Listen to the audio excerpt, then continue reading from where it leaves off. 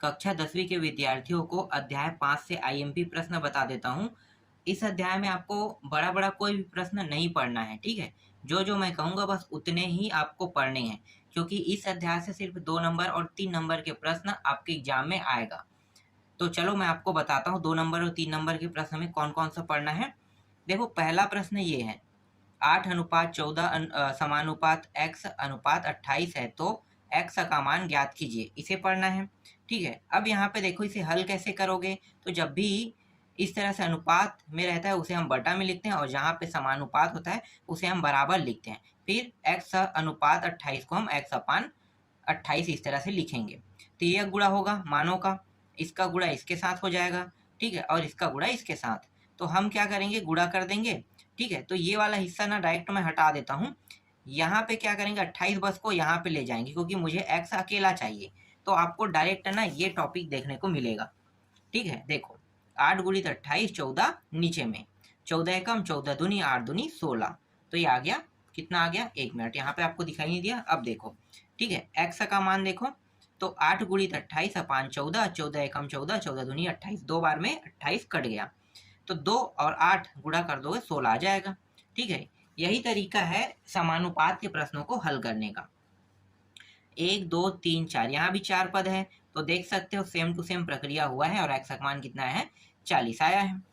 यहाँ पे देखो तीसरा प्रश्न, यहाँ भी 4 पद है, 1 2 3 4, मतलब आसानी से हम इसे भी सेम प्रक्रिया में हल कर सकते हैं। देख सकते हो x अनुपात 10 ये रहा, और समानुपात को क्या लिखते हैं, बराबर 15 अपान 25। हल करेंगे तो यहाँ पे 3 अपान 2, 3 गुणित 2 बराबर 6 प्राप्त होगा। देखो चौथा प्रश्न, ये चतुर्थानुपाती ज्ञात करे कह रहे हैं ना, तो यहाँ पे 1 2 3 पद ही है, चौथा पद क्या है, विलुप्त है। तो चौथा पद को आपको क्या मानना है, या तो आप उसे डी के डी रखो, या फिर आप उसे रख सकते हो एक्स। तो यहाँ पे डी माना गया चतुर्थानुपाती को, तो आपको इस तरह से, और ये समानुपात वाई स्क्वायर डी। तो देखो 4 पद बन गया, डी का मान निकालना है, तो डी का मान निकालोगे तो ये मान आपको प्राप्त होगा। छठवां प्रश्न देखो, ये मध्यानुपाती कह रहा है, ठीक है, मतलब x 6 और 54 जो दिया है ना, ये कौन सा पद है पहले मुझे बताओ। ये पहला है और ये अंतिम पद है, तो मतलब पहला और चौथा पद, तो बीच के 2 पद गायब है, और मध्यानुपाती कह रहा है तो दोनों बराबर होंगे, तो दोनों को हम x x रख सकते हैं इस तरह से, बीच के दोनों मान, दूसरा और तीसरा को। तो हल करो, तो इस तरह से हल होगा। हल होने के बाद उत्तर जो आएगा वो आपको ये प्राप्त होगा, ठीक है, x गुणित 3 बराबर 18 प्राप्त होगा। छठवा देखो, 8xy और 4x स्क्वायर वाई का तृतीय अनुपाती ज्ञात कीजिए,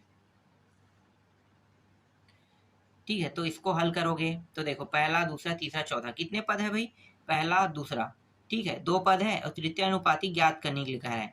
तो इनमें से एक पद 2 बार आएगा, कौन सा पद 2 बार आएगा, ये पहला है ये दूसरा है, क्योंकि तृतीय अनुपाती निकालना है तो ये मध्यानुपाती वाला उपयोग करेंगे, ठीक है। पहला दूसरा यही तीसरा बनेगा, फिर चौथा को x मान सकते हो, या m, यहाँ पे m मान दिया गया है, ठीक है। तो m रख लोगे, इसके बाद हल करोगे तो ये मान आपको प्राप्त हो जाएगा।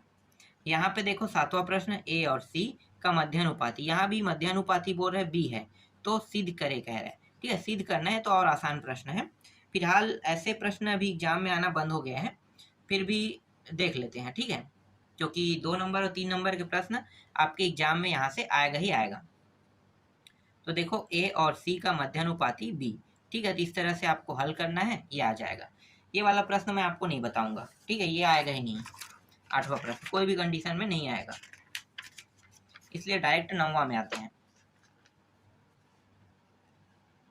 इसको देखो 10 18 22 38 है, और संख्या क्या जोड़े जाए कि ये संख्या समानुपाती हो जाए कह रहा है, ठीक है।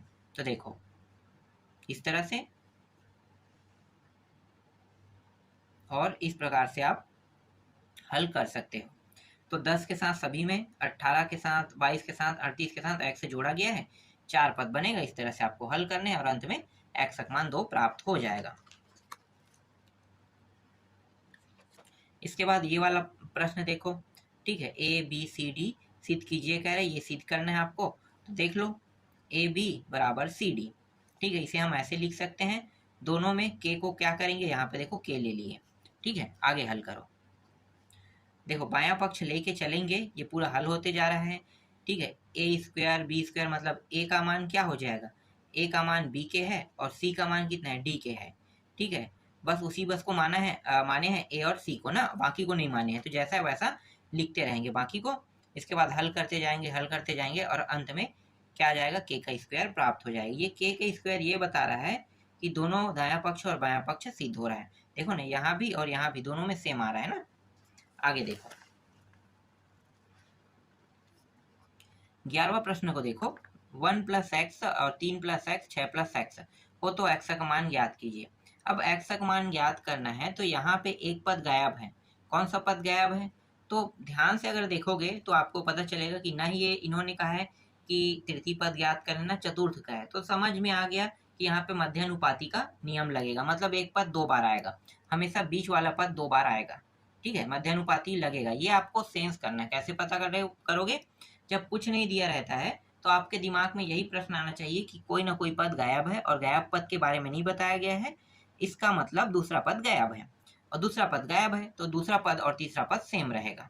ठीक है, तो देखो दूसरा और तीसरा सेम बन गया, बाकी आप इस तरह से हल कर सकते हो। इसके बाद 12वां प्रश्न देखो, ये सेम है 10वां प्रश्न की तरह। ठीक है, बस यहाँ पे माइनस लगा है, बाकी सब सेम है और सॉल्यूशन भी सेम होगा। ये रहा बायां भाग। ठीक है, मैं बायां भाग दिखा देता हूँ, के स्क्वायर आया है यहाँ पे। अब देखो दायां भाग, तो ये रहा दायां भाग, इसको हल करोगे यहाँ भी के स्क्वायर आ रहा है। 13वां प्रश्न देखो, 7, 3, 21 का चतुर्थानुपाती राशि ज्ञात कीजिए। पहला दूसरा तीसरा, चतुर्था मतलब x मान सकते हो उसे, तो देखो यहाँ पे इन्होंने x माना है। इसके बाद जब हल करेगा तो इसको इस प्रकार से 9 प्राप्त होगा। फिर 14वां प्रश्न देखो, ये वाला। ठीक है, x का मान क्या करना है, ज्ञात करना है। इस तरह से x का मान 4 आ गया। 15वां प्रश्न देखो, इसमें क्या कहा अभी 15वां प्रश्न में x का मान ज्ञात करने के लिए कहा है, तो यहाँ पे ये 4 पद में x का मान आसानी से निकल जाएगा।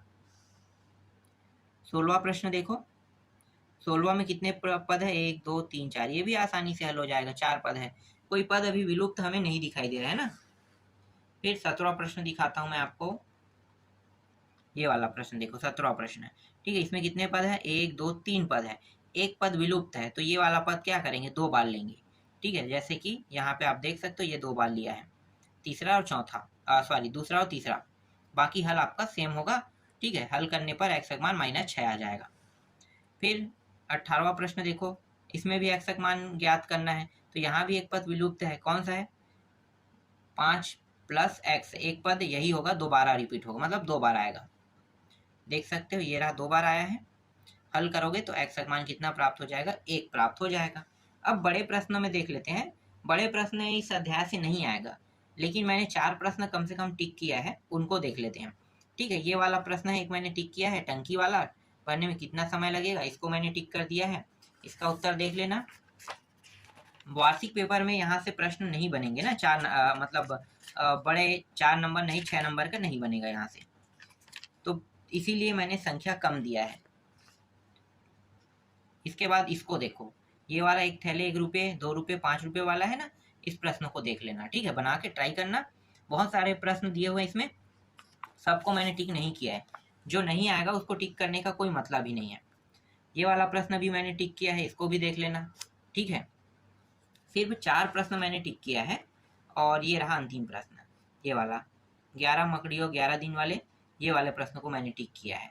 ठीक है, तो ये चारों प्रश्न जो मैं बता रहा हूँ, ये संभावना 3 नंबर के प्रश्न में देखने को मिल सकता है, इसलिए मैंने इसे टिक कर दिया है। ठीक है, तो इस अध्याय में बस जितना ही मैंने टिक किया उतना ही आपको पढ़ना है, और इसमें पढ़ने के लिए कोई और टॉपिक नहीं है। ठीक है।